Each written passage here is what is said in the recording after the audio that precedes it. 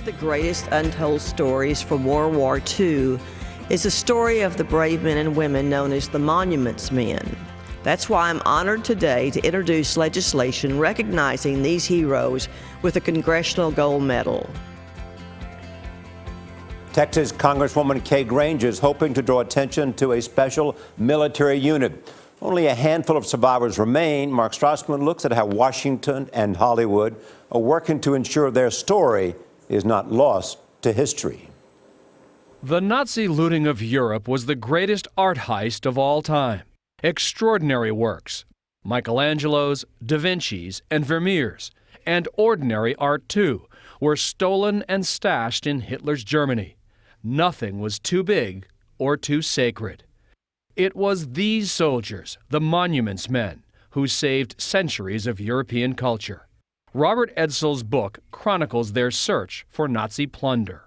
Most of them have incredibly accomplished careers, and they found themselves unintentionally as treasure hunters trying to track down millions of cultural objects that have been stolen by the Nazis. The greatest treasure hunt of all time.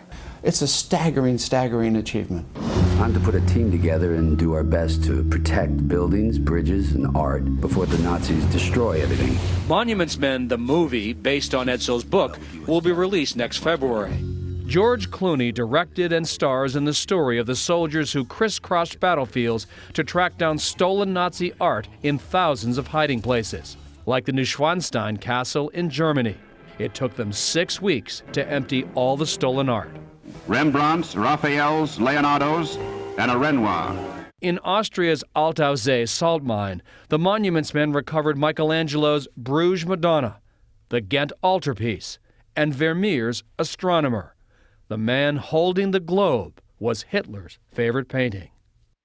Harry Ettlinger, now 87, is one of 3 surviving Monuments Men. You're a German Jew forced to leave Germany who goes back to Germany to help with the war effort. I went back as an American soldier, not as a German Jewish soldier. Ettlinger was 19 in 1945 and knew little about art, but he spoke fluent German. They had wooden cases marked with initials. And what was inside? Paintings, sculptures, books. A tremendous find. A tremendous collection. It gave us a good feeling. Instead of keeping the art as a spoil of war, you helped return the art to its rightful owners. Unique in the history of civilization. No country had ever done that before. They've supervised the return of 5 million stolen objects to the countries from which these things were taken. Paintings were returned to museums. There it is. Works you can see today. Parc Monceau. This Claude Monet painting is among the recovered pieces at New York City's Metropolitan Museum of Art, along with this Van Goghian landscape and soap bubbles by Chardin. Hitler wanted this one. No question about this.